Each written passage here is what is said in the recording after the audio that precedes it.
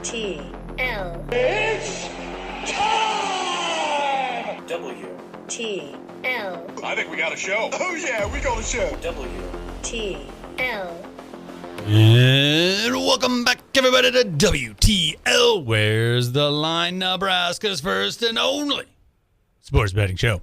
I'm your host, Andy Classen, joined by the J.O. Big J.O. I mean, you're not just killing it on this platform. You're across so many different places. You're everywhere right now, but to laugh with me, it's no laughing matter. It is no laughing matter at all. We've gone global, baby. You can find us on the iHeartRadio network. Yeah. And you get somebody like iHeart behind you, who knows? Who knows? I mean, you've already taken over the world. Are we talking like beyond? I have set it as a goal, okay? Mm-hmm. Okay. And I told my wife that I've set it as a goal that I would like to host one of those iHeart jingle balls. You know, they do at Christmas time, those big arena concerts. Okay. Yeah, so all right. As you can tell, I've got my sights set pretty high. Yeah.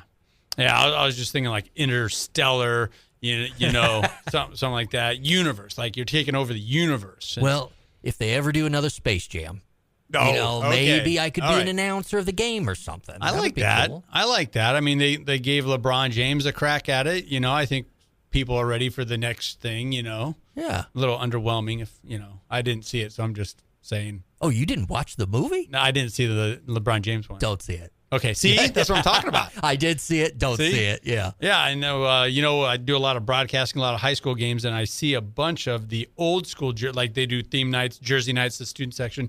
See a lot of the Looney Tunes, the original ones. Yeah. People love that throwback. Yeah, but I don't see any of the LeBron ones. So just that alone, Funny story, at Shields, I did see it like a LeBron Space Jam jersey on the rack. It was the clearance rack. Okay. But I saw it for sale back when the movie came out. And I thought, well, that looks cool. It just started on the clearance rack. Started on the clearance rack. I did not buy it, but I did see one. Okay. So they are out there. They're out there. All right. Maybe it just stayed on that clearance rack. Who knows? We got to get to, we got to, before we look too far ahead, we got to look a little back here. Huskers faceplant. Faceplant against Penn State. I don't know how many times this team, this fan base, this coaching staff can be humbled. Just think of Penn State now. Remember that talk about, was Matt Rule our guy? He's an our guy. I think they just answered that for themselves. They moved on, yeah. Wow. Yeah, and then, of course, Barstool gets to run with it and the whole 9 yards. Just brutal. And I'm living through this. I really don't want to focus too much on that because I want to have a happy holiday, but we do have to recognize Penn State covered. By quite a bit, yeah.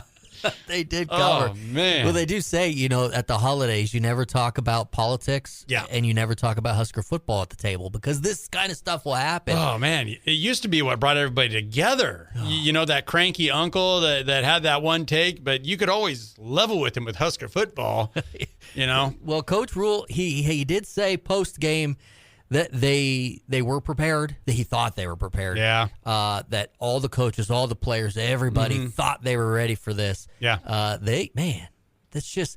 More questions. So it's not even a matter of teams that are ranked. It's a matter of teams that maybe have been ranked at some point in the season. Yeah. That are bugaboo, because that was bad. I heard this take, and I'm chewing on it right now, and it speaks to his demeanor as a coach, Coach Rule, and his staff. How every game they look at it as it's a process. You got to win all 4 quarters, and you got to win most importantly in the 4th quarter. So everything's kind of even keel. That's fine and dandy, and they've won some games this year, winning in the 4th quarter. That's been nice. But when you don't start a game off with your hair on fire, ready to deliver that first punch, it appears that you're flat. Well, you could argue that the Huskers looked pretty good on that first drive. Yes. And did exactly that. Hair on fire, let's go. And then 4th down, you go for it. And I'm sure, I don't know how many of us were thinking this very thing. If we don't get this, yikes. What's going to happen? And then sure enough, you don't take the points. And then next thing you know, it's quite a while till we score. I was a little shocked to hear, throughout the week, everybody has their take and nobody covers the Huskers like Husker media. That's right. But I was kind of surprised to hear the majority of Husker media, whether it's radio guys, YouTubers, whatever, they were on Coach Rule's side saying go for it in that spot because you need touchdowns to beat Penn State. When I consumed that, when I saw that, and my first thought, and then when I thought back on it, I want to take the lead. Yeah. I'm so conservative. And also, like, funny things happen when you're on the road and you're up on a team. Put the pressure on them. If we don't expect to win the game anyway, go ahead and say, hey, we were winning. Like, I want to, and it's more of a cocky attitude in my mind to do the humble thing and just take the lead, like the Huskers used to do when they would dominate teams. I don't understand this. Got to do it right now in order to win. Okay, you do that, you put so much on the line, and then you get fed your medicine, and you're on the road. What's so wrong with taking the lead when you can get it? Well, isn't the game whoever scores the most points? Yeah, I mean, take the points where you can get them. You don't know when your next shot is. You hope it's on the next drive, but you just don't know. Take the 3, and if you go for it on fourth down and you get shut down like we did, then what? Then Penn State gets to just play their game. They don't feel the pressure of now we're down. Exactly. They're going to go up and score us. Like you just gave them a gift, not just on taking points off the board, but then in their mentality of it. Yeah. I don't know. There's a lot to the game, and it just seems like we're going backwards. And don't come at me with you just wanted those 3 points to help your cover. So what? Yeah, who cares? That's what we do. Come on. Jeez. You know what else it could have done is led to a victory. But, I mean, obviously not in that game. There's a lot of things that went off the rails. So, much like Coach Rule in his postgame presser and later this week, he wants to put that game in a shelf, in the drawer, and leave it be. We're on to Iowa. We're Iowa. The Hawkeyes. They are coming to town, Memorial Stadium, where they've had a lot of success over the years since we've joined the Big Ten. Opened up as a 5.5-point favorite on many books. It has dwindled to 4. Imagine that. Nebraska's point spread moving quite a bit after the opening line of 5.5 down to 4. It just feels like if this game just goes the way it has over the years, Nebraska will be in control. Nebraska will feel really good, up by a couple scores. And then here we are with, 5 seconds left to go, 10 seconds left to go, and Iowa has this on the ropes, and they're about to win by 3. Yeah, well, that's the thing. Iowa doesn't leave points laying around the field. Oh, my God. They take the points where they can get them. Sometimes it's in threes. You mean like a Minnesota team that in the first quarter they'll punt on 4th and short? That's exactly. Wow. Incredible. Huh. That's you. Man, you just gave me, I just had that, PTSD, a little bit. With that PJ Fleck PTSD. Yeah, I'm like, PJ Fleck. Sorry, I didn't mean to derail you there. I almost fell out of my chair. I thought we were talking about Iowa. Yeah, that's the thing. They're really good at doing the basic things. And we like to laugh about that, and sure, they well deserved the jokes about it. They earn them. They earn it all. But they beat us with it. Yeah. And that's the thing. We it's have to play that game. Yeah. So right now I'm actually seeing some 6s on the boards out there. Obviously, we cannot bet on this on our home books because we still have a funny rule that allows us to bet out of state but not in state. So a lot of these things you'll have to just, drive 5 miles this way, 10 miles that way, whatever. Then you can. It's okay. But I am seeing some 6s now. Iowa favored by 6. And this little on sportswire.com saying Iowa's going to cover this by 6. You got that total at 38.5. They're also saying take the over. Both of those things are kind of shocking to me because this is whether Iowa's good, Nebraska's bad, it's a close game. Yeah. And like last year, I think it was 13-10.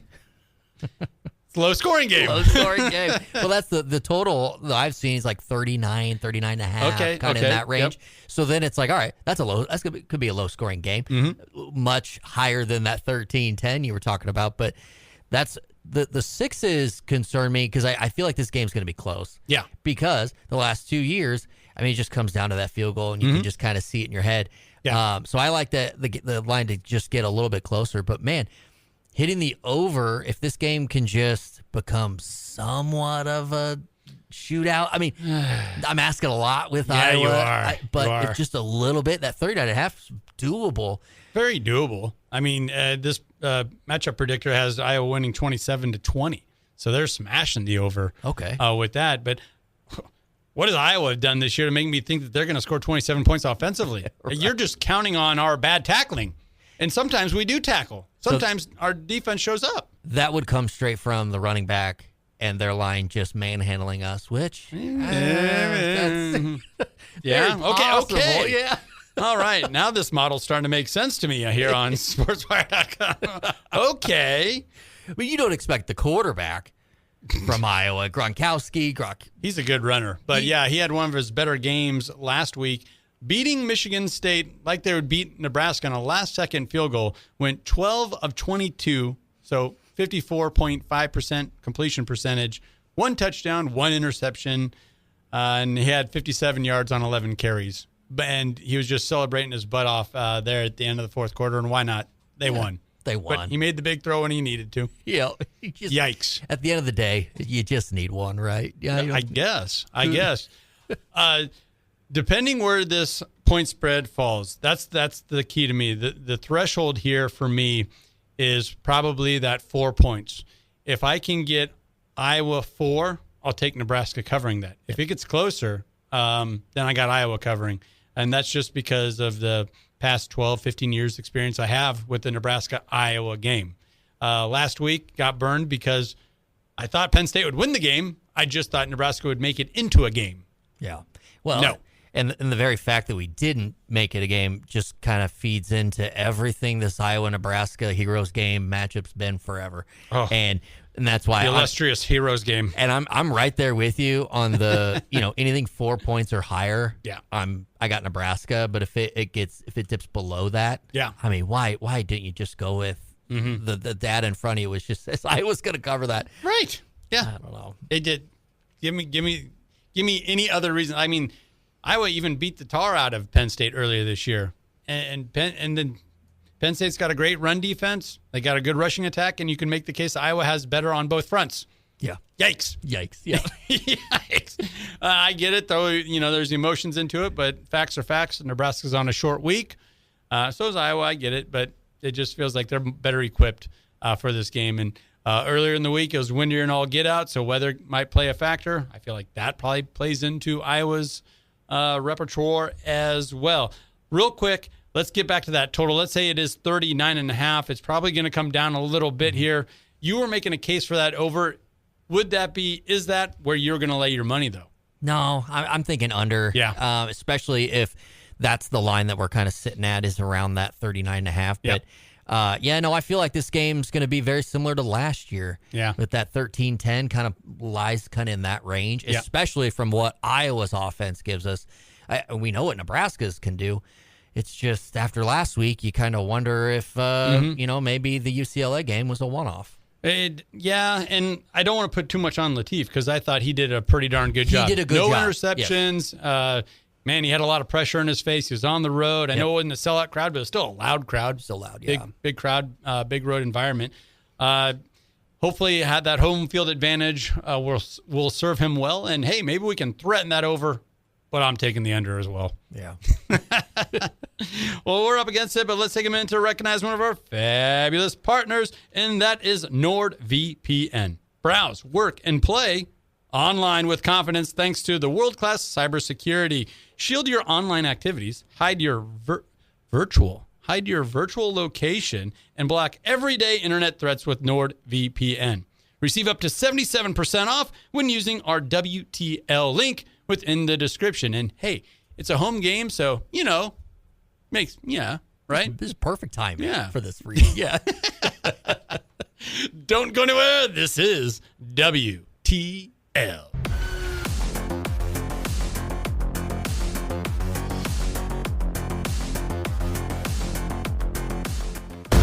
WTL. All he does is work out and pick winners. 10 and 2, 85% weekend. You're a mutant. WTL. And welcome back, everybody, to WTL. You know what that stands for. Where's the line? Nebraska's first and only sports betting show. I'm here, Andy Classen, joined by the J.O. The J.O. And we're just going to keep this train rolling. Yeah, go Big Red. We're going to go Big Red. It's Friday, the night game at Memorial Stadium. 11 o'clock kick. boys going to be up in time? A little early. It's going to be a little chilly out. Yeah. It's going to be, getting the crusties out of your eyes. Yeah. And, I had a number of night games. It's got to be tough for those guys, going from a night game to an early game like that and all these national broadcasts. I just, I feel bad for them. They're professional athletes at this point, right? That's That is amazing that, you try, I find myself being a Husker apologist, but the boy, they're just kids. They're just kids. Making six figures. Yeah, they'll be okay. They'll be all right. I used to care about that. Now I'm like, yeah, they'll be okay. Yeah, nah, I don't think so. Go do your job. All right, so we want to talk some player props, and we got a slew of props that are fitting, tailor fit for this Iowa-Nebraska hero game matchup. Is this brought to us by Hy-Vee? Is this a Hy-Vee thing? It used to. I don't know that it is anymore. Hy-Vee can come up with heroes for us, or what? What's going on here? I think there's you can find a hero in every aisle with all those smiles going on, but that's oh jeez. Yeah. But no free shout outs. Yeah. We love you, Hy-Vee, based out of Iowa. But still. Employee owned, tip of the cap. Yep. All right. So I think one of the props that we got to get into is Emmett Johnson, his over-under rushing total. He has been the bright spot, you'd have to say, for the Husker offense throughout the season. He is averaging 113 yards on the ground at home throughout this entire season. That is where that total is at, over or under. Iowa's got a great run defense, but for whatever reasons, Nebraska flips that switch at home, and they pile up the yards, and EJ has been at the forefront of that. He's going to get a lot of carries. Let's see here. I think he's got, over 220 carries on the season already. Ooh. Well over 1,200 yards, 11 touchdowns. He's averaging even after last week. Last week he even got 100 yards. Yeah. Somehow. He's averaging 5.6 yards per carry. You can see it, but the Iowa defense stands in the way. What do you think? That's most of that game last week. You're probably going, well, give it to Johnson. Where's Johnson? Why isn't Johnson making the big? He was getting his. Yeah. I mean, 103 yards last week, 129 the week before, 165 against USC, 124 against Northwestern. Yeah. Give me the over, even against. Wow. Even against the Iowa Hawkeye defensive line. I like this challenge for him. I mean, he just spewed off a whole bunch of stats that tell me he's probably NFL ready. And if he's going to be NFL ready, he's going to go up against some NFL studs on that defensive line. So. Yeah, and he's got nearly 1,000 yards just against Big Ten competition alone. So he has been able to kind of carry that pail. That's been the question that's been answered. Is he durable enough? Well, he has been. He is. He's shown it. And this is the last game of the season for all intents and purposes, right? I feel that it's going to come down to just like what we saw in the Penn State game. Can he break one off for 35 yards, 40 yards or more? If he can get a splash play, I love the over. He's going to get it. But if he doesn't get that, if Iowa just contains him and does Iowa things, if they Iowa this thing up, he could easily go under. Yeah, but you know what they say. I mean, when you've got you always give the ball to the best player. You don't let the big dog eat. I mean, he's the best player on the offensive side of the football. Okay. A war of attrition. My opinion. Yeah.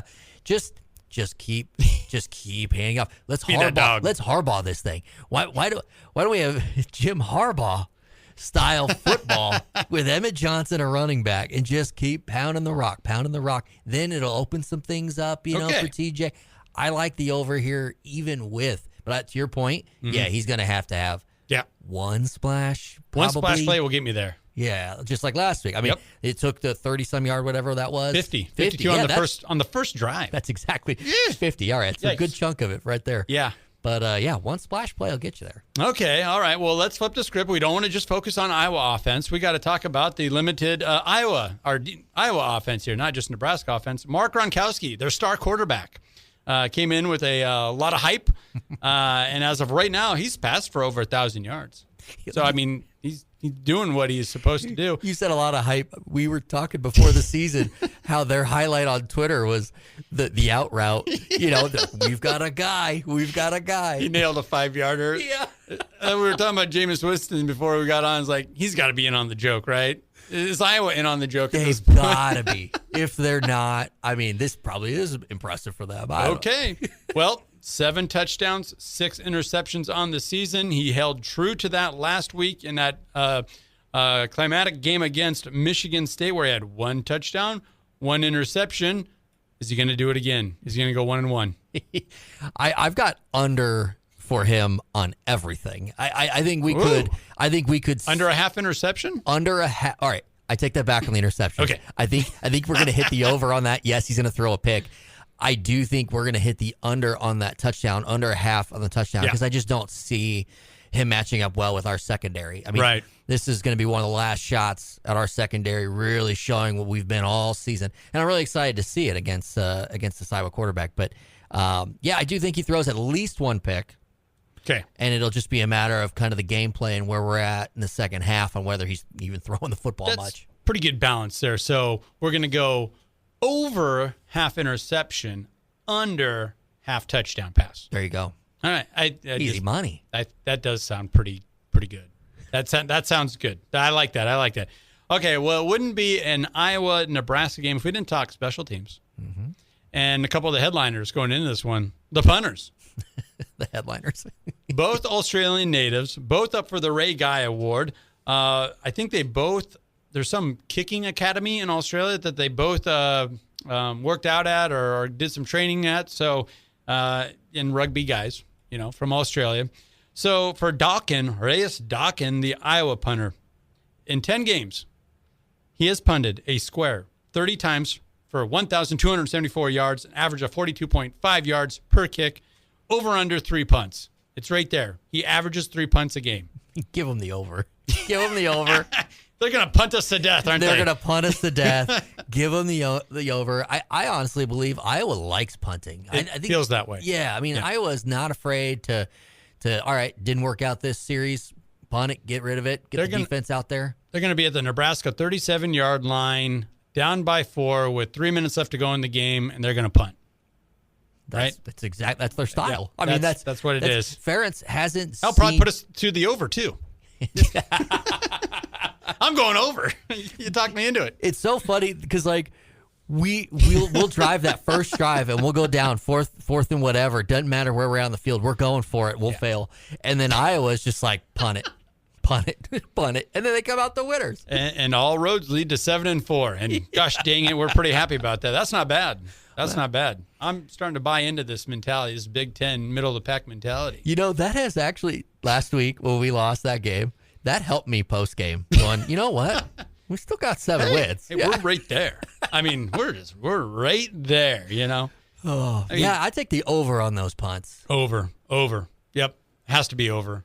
It feels like that's also a statement for the Hawkeyes and their offense to just be like, hey, we're going to punt this 5, maybe 6 times today, and we're going to beat you 13-10, 10-9. We don't care. Let's get our guy involved in it. Why let him, All right. This is a home game, so like Warhorse and the in-state books, they're all shut down, so you're going to have to get creative or go over the border or whatever.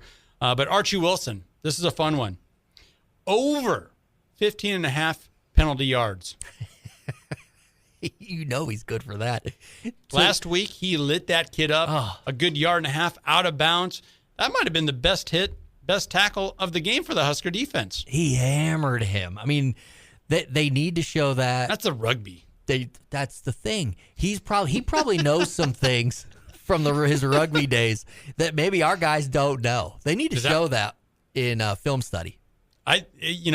It made all the highlight packages, maybe for the wrong reasons, but maybe we should reframe our mind, like what you're saying here, use that for motivational type stuff and be like, guys, linebackers, we're bringing our punter in here. Look what he did here. Look how, I know it was a penalty, but sometimes those penalties fire a team up. Like when your coach gets ejected or something like that.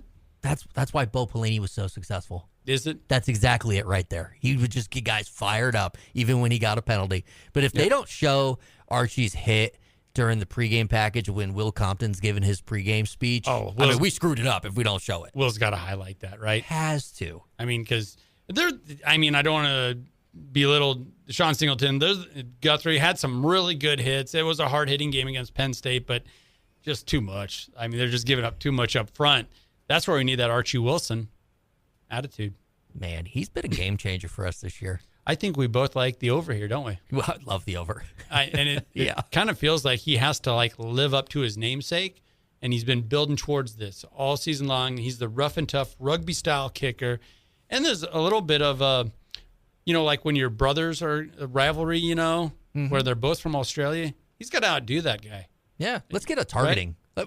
Go out there, Archie. Let's get a targeting this week. Both of them would put him over 15, right? Oh, yeah. Easy. Yeah, that's the line. 14 and a half yards. 14 and a half. Let's get a targeting this week. One 15-yard penalty is all we're asking for here, Archie. My man. That's incredible. So, recap. We got Archie going over 14 and a half yards. Penalty yardage. We got Dockin, the punter from Iowa, going over his 3 punts. In 10 games, he's punted 30 times, so that's right on the nose. Right there. We like Mark Gronkowski going under everything. Under his touchdown total of a half touchdown pass, but over a half interception. So he's going to get that interception. Emmett, 113 yards on the ground. We're going over. Oh, give me 100. Give me 167. I would love that. That would be incredible. I would love that. And then it'd be even more interesting. Okay, how does Nebraska lose this one? We get the penalty on special teams. We get the 167 yards of rushing from our guy. We got 7 wins, though. We do. Can't take that back. That's not that bad. Unless there's some scandal we don't know about. You can't take that back. It's not a terrible year. 7-5. It's not terrible. Yeah. Bad boy mower, pinstripe bowl, something. Right where we want to be in year 3. That's what I was told. So year 4 is going to be great. Oh, I can't wait. All right, you heard the horn. That means we're up against it, but let's take a minute to recognize one of our fabulous partners, and that is the Stock and Rod Company, an outdoor lifestyle brand for those seeking adventure. Whether it's hunting, fishing, hiking, they got you covered. Visit stockandrod.com to get your wild game on. Don't go anywhere. This is WTL.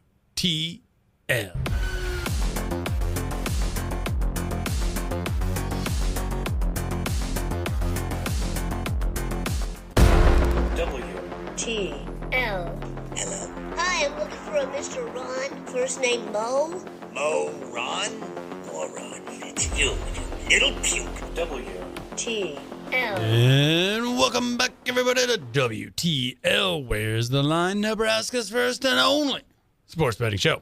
I'm host Andy Classen, joined by The J.O. The J.O. from Nebraska. Okay, and we've talked enough Nebraska, Iowa. We got to get into the league. The NFL, and what has turned into really, it's all a cash cow this entire hour.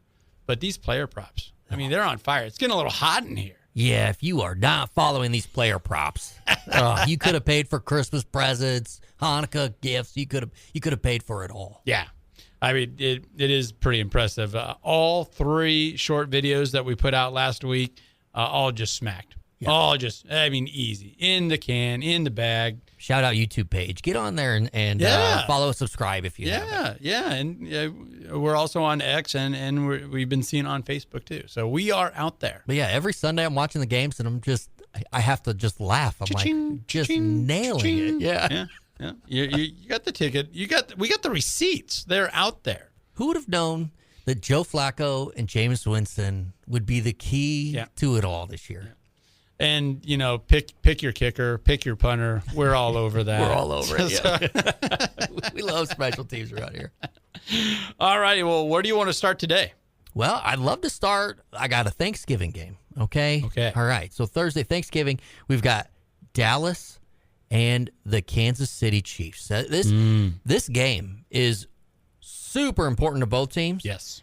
But one team still somehow one of the favorites to win the whole freaking thing, in Kansas City Chiefs.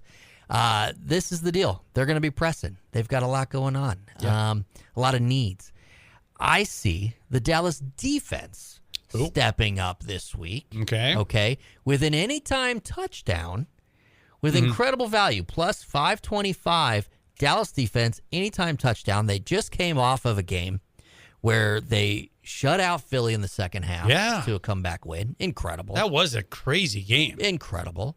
Dallas always rides a little high on Thanksgiving because it's their day to shine, right? Sure. Here's the thing. Patrick Mahomes, just like I was saying, big game for the Chiefs. Patrick Mahomes has thrown 5 interceptions in his last 4 games. Yeah, He's in one of those. He goes through cycles, it seems like. Mm-hmm. And that's where he's at right now. That's where he's at right now. So you've got a Dallas defense that's riding high right now. You got Patrick Mahomes who's pressing just a little bit. Yeah. And the team really needs him. That's usually a recipe for a Dallas defense anytime touchdown. Yeah, you could. There's a path to that. There's a clear path to that. And it is the part of the season where Chiefs, they got to press. Yeah. They got to press. So I don't even look. I wouldn't even look down upon Mahomes as if he's scrambling, trying to make something happen. He puts the ball out there and things happen. It's kind of where they're at. They have to roll the dice. And that's what you see during the playoffs. And the playoffs truly started for the Chiefs last week. So, I mean, they're in must-win mode every single week. Okay, all right. The more I think about that, the more I like that. Defensive touchdown, that's pretty wild to try and get behind. But okay, right. I'm coming around. Help me with this one. Okay. That was one of the ones that you smacked last week, and it has to do with an anytime touchdown for Jonathan Taylor. All right. Okay. He's matched up against the number one overall ranked defense, both passing and rushing, the Houston Texans. They came out of nowhere. They have the elite of the elitists. They are number one right now in Week 13 in the NFL. Jonathan Taylor always gets his. But the line is at minus 260. I don't like the value there. And I just think that the Texans might keep him out anyway. They have that good of a unit. Well, that's the thing. Last week, it was Jonathan Taylor under on the rushing yards that we took. Yes. And it hits. And he's kind of in that weird spot right now of this season where he was on fire for so long. Yeah. And now defenses are really honing in on him. Yeah. They just opened some things up, elsewhere for the Colts to still do damage. But, yeah, I'm with you on this one. I mean, the Texans' defense has been special. Yeah. And is the reason why they're still in the mix. They don't even have their starting quarterback. In fact, he's kind of become the heel. He's kind of a joke now. As soon as you said Houston, I'm like, you talking about that team with the new quarterback? Because but Jonathan Taylor's still way out in front. 17 touchdowns, total touchdowns on the season. The next closest is, let's go, I got to scroll down the line here, Jahmyr Gibbs with 13. So that just shows you how dominating he's been as far as putting the ball in the end zone. I just don't know if I like it on this week, this matchup.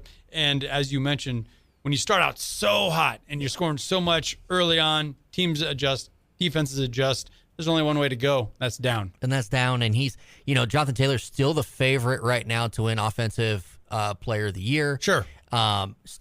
Certainly could still win that. You're going to have those ups and downs. He's just only had the ups until last week. I like to see him continue that kind of down before things really heat up for the Colts, where maybe they have to really rely on him for some playoff placing. But, no anytime touchdown. Look at that under on yardage as well. All right, I'm going to stick with the Dallas Cowboys on this one because we've got a hot player, okay? Okay. George Pickens. Oh, yes, sir. Has been an animal lately, okay? His last two games, both games, 9 catches, has scored a touchdown in both those games and has really blown up as far as making the most of those catches as well. Anytime touchdown is plus money right now, 150. Really? And it's over 63% hit rate. It's Thanksgiving. Yeah. I mean, give it to your guys. It used to be in Thanksgiving, Dallas Cowboys, it was always like whoever the star player is, you could bank on them scoring a touchdown. Yeah, Zeke was going to jump in the little coin thing there for the Salvation Army and have fun. It's a party. It's kind of set up for Dallas to have some fun at home. You just breezed over a little term there, and we got to highlight it. Okay. Catches. The difference between him and CeeDee Lamb. Pickens catches the ball. Yes, he does. CeeDee Lamb, even in Oklahoma, it's like, man, this guy's awesome if he just would catch the ball.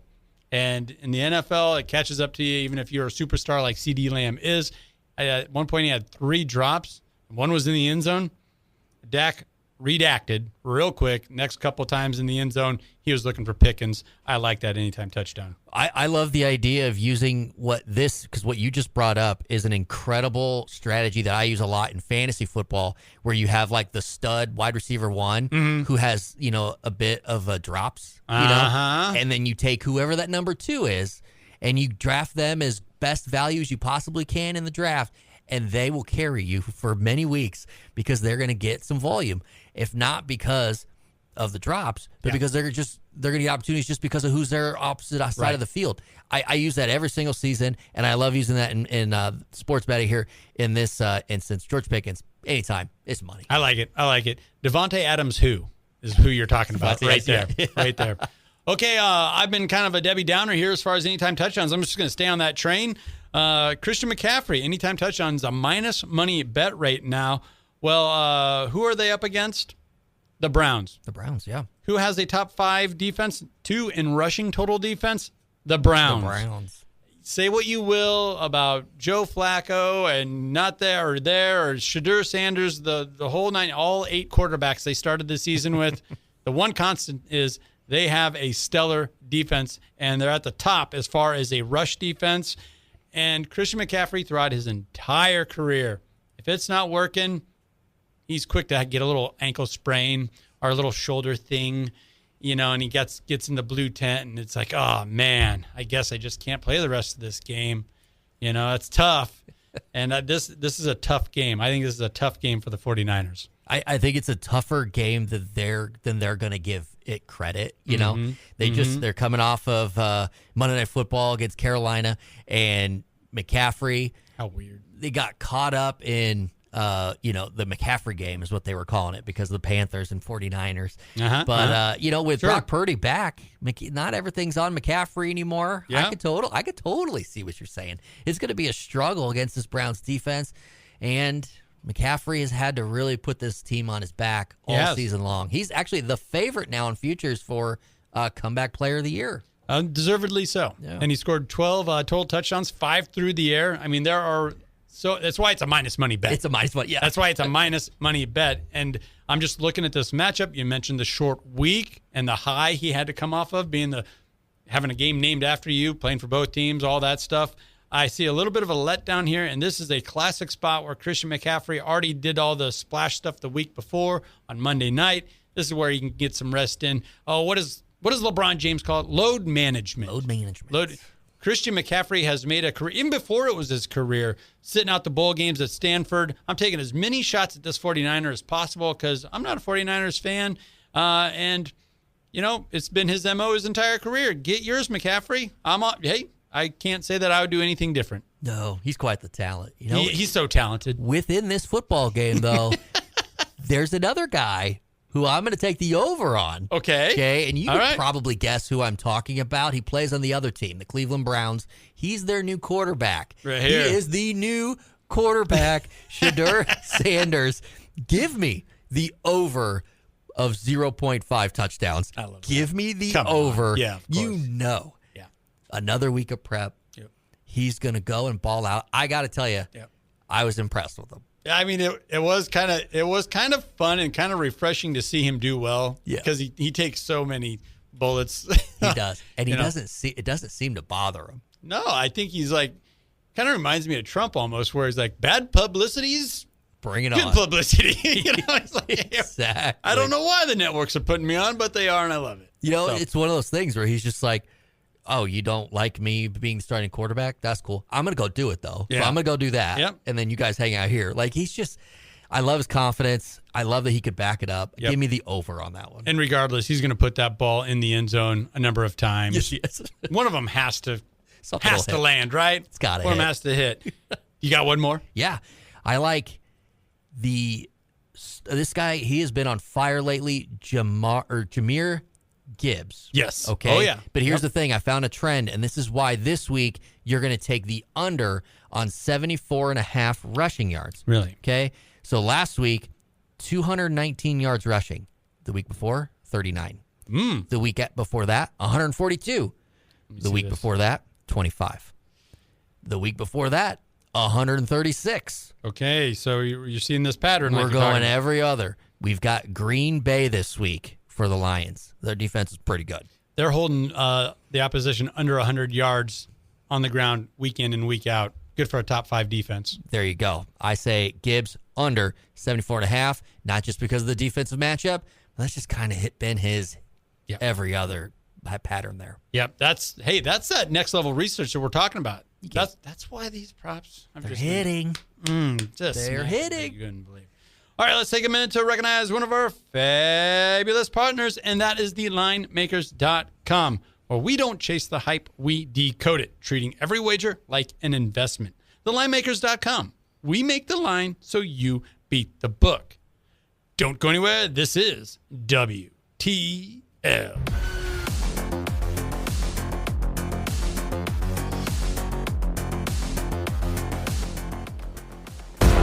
WTL.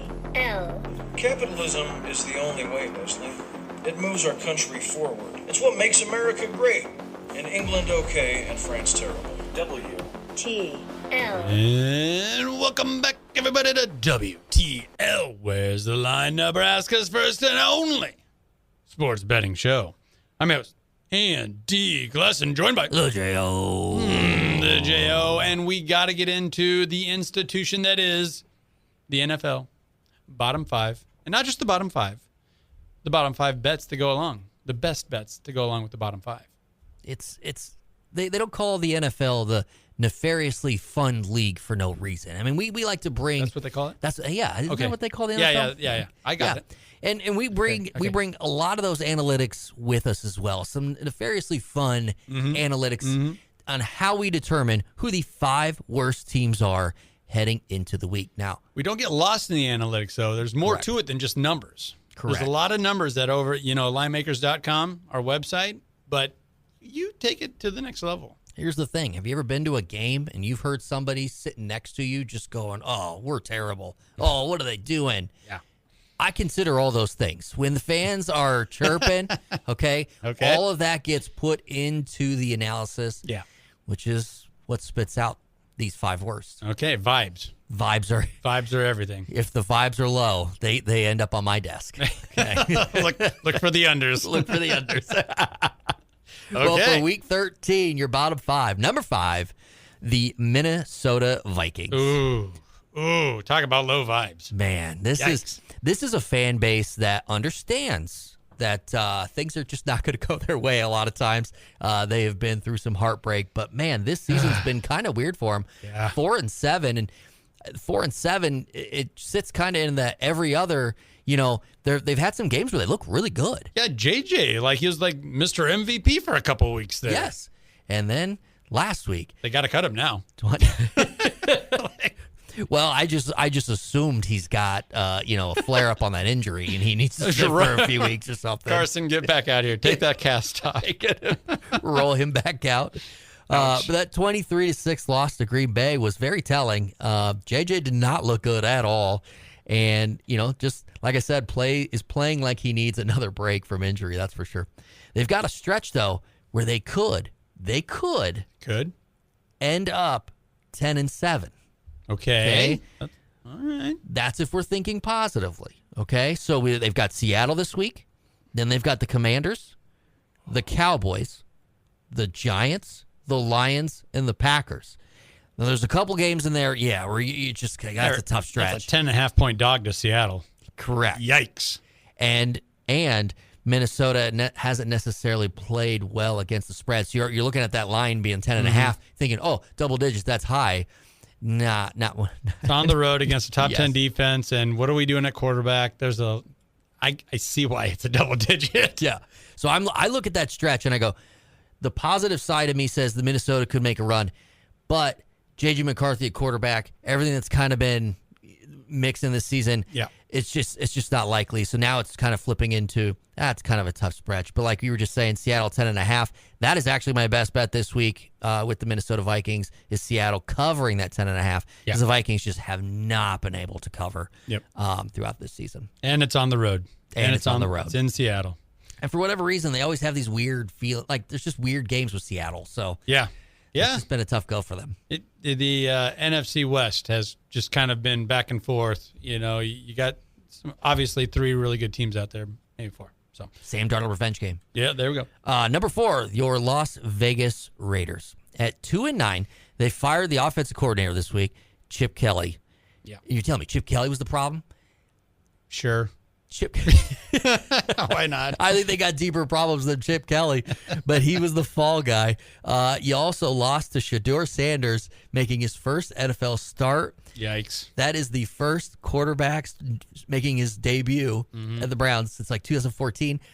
Only the Raiders could pull that off. They've got the Chargers this week in LA. The Chargers are coming off of a bye.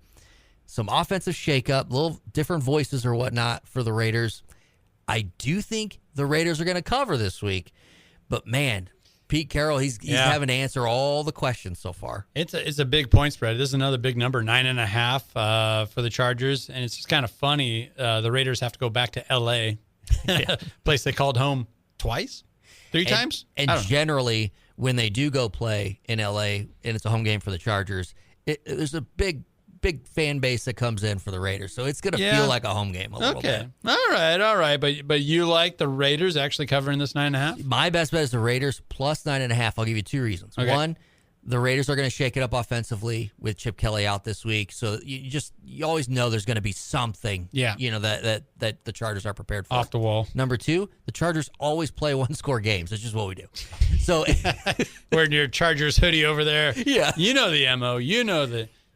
That's just how it's going to go down. Okay. Yeah. So that game's going to be closer than what the line predicts, even with LA coming off of a bye. Okay, so we're climbing the ladder here. Who's number 3? Number 3, the New York Jets at 2-9, just got smoked by Baltimore 23-10. I called it last week that moving to Tyrod Taylor at quarterback was moving to the future of 2026. Yeah. That proved it. There was no reason to believe, honestly, that the Jets are going to win another game in 25. I don't think their fan base doesn't want them to. They want to lock down that number 1 pick. They somehow, some way, Mike McCoy and the Tennessee Titans need to win a game so that the Jets can get back into that number 1 spot. But at 2-9, they're going to do everything they can to lose. They do have Atlanta this week. Atlanta only favored 2.5. Kirk Cousins didn't look too bad this week. So no. That's with the Jets, kind of the way they're throwing things. I've got my best bet, Atlanta minus 2.5. And this is like a perfect game for Kirk Cousins, where like he knows his role. He's got one of the leading rushers in the league, and Bijan Robinson. He's just going to hand the ball off, hit those 5-yard slants on third down, just move the sticks, kind of stay out of the way, and they're going to beat him by over 2.5. I firmly believe that. Yeah. Oh yeah, easy money there. Yep. Number 2, the Cincinnati Bengals. What a year it's been, 3-8. And they managed to make that game against New England. They lost 26-20. They ended up managing to make it a game. I actually was believing for a little bit that Flacco was going to be able to pull off the victory. They didn't. It's too little too late, but Joe Burrow is back this week. Night game, they play NBC. Yep, Thanksgiving, Thursday night football. Hollywood Joe just happens to show up when the lights are on. When the lights are on, yeah. Yep. So the Bengals with Joe Burrow are 2-0 against the spread this season. Wow. Now, that was the first 2 games. Yep. And a lot has happened since then, including this defense completely falling apart. But they are 2-0. That gives me enough confidence to take the Bengals plus 7 as my best bet. Wow. This feels kind of weird. You've been a Bengal basher throughout this, which they still are your bottom 5. Yeah, they're still the second worst team in the NFL going to the week. Defensively, they are the worst. They are the 32nd there you go. best team. And I do think they're going to lose this game. But I do like them to cover the plus 7. Yeah, that's a big number in the NFL. Touchdown, the extra point to go along with it. And Baltimore has been so inconsistent, regardless of who's on the field, who's not on the field. Are the Ravens, are they still in timeout? Did they get their video games back? Did they get their foosball table back? So they haven't gotten them back yet, but they have been told that if they eat their Thanksgiving dinner, and all of it, and they take care of the Bengals, they could get their games back. Oh, that might be thinking that they might cover that 7 then. They might cover. I mean, some of those guys, they really like their foosball. Well, I'm going to bet on Joe Burrow. Okay. And his confidence here on this one. Hollywood Joe, baby. All right, number 1, the worst team in the NFL as we head into Week 13 is the New York Giants. At 2-10, now you might be thinking, with Jameis Winston at quarterback, how could the Giants fan base not be excited and not have high vibes? I mean, he was electric last week. was a lot of fun. With all the injuries, all the losses, the coach is getting fired, and now you got Jameis Winston to look forward to, and they still lost. Yeah. I mean, at this point, I don't know what the Giants could do. I mean, it's a lost cause. They even rolled out Jameis, and he did the whole thing, gave us an all-time quote, Shakespearean type stuff, like next level. I know we're outside, but we're inside. Well, actually, we're outside. But, I mean, try to keep up with that. He'll always make you think. He'll always make you think. He's a deep thinker. He is. They're a 7.5-point dog to New England Monday night. Here's the thing. I think a lot of points are going to get scored. Okay. 6 out of the last 7 games, the Giants have hit the over. And now that Jameis Winston is got a few games under his belt, and he's feeling, prepared and hyped, I like to see that trend continue. I like the over of 46.5 in this game. Yep, the total of 46.5. That's not too high for you. And, the way that Jameis has been flying, and let's give New England their due. Yeah. Pretty efficient. Drake May still in the discussion for MVP. He's putting together a heck of a season. They're going to want to defend home. They want to keep winning, stacking up wins. And New York, it does feel at this point, it's fun. They're just rolling out there for fun, and nothing's more fun than a touchdown. Right? Nothing's more fun than a touchdown. What helps us get to that over? Well, I'll give you one thing that's more fun than a touchdown. What's that? Eating them dubs. See, Jameis needs to have like this memoir. He needs to just have one like mid-career, and then he can worry about a memoir post-career. Post-career, We're ready. I think the world might need it like right now. Just more fun. How cool is that he's so prolific that you could have 2 biographies? Yeah. And if there's one guy that could pull it off, it's Jameis Winston. Jameis Winston. Well, and if he did it right now, it could be like, well, those are the first 5 teams he played for. Right. And then the next one could include the next 5 teams that he played for. There's no slowing this guy down, yeah. Not at all. No. The NFL is his oyster or something like that. Oh, yeah. So, well, that's our bottom 5. Love it. All right. Well, and I think I feel pretty good about each and every one of those bets. We kind of laid it out there why those things are going to hit. Oh, yeah. We're making money. We are. Winners only this week. Well, you heard the horn right there. That means we're up against it. So that'll about do it for us this week on Where's the Line. Be sure to check us out on YouTube and all of our short videos that roll out on each and every game day, giving you that latest edge possible. We're also over on ESPN Tri-City Radio and their Facebook page. We're on X. Where else are we? We're on X. We're on TikTok. Facebook. We're anywhere where there's social media to be had. And it does feel like that podcast is starting to blow up, too. We're not just on ESPN Radio. Oh, yeah. Check us out anywhere you can find your favorite pods. For Jeremy Odem, a.k.a. The J.O., I'm Andy Classen. Thank you for listening. This has been WTL.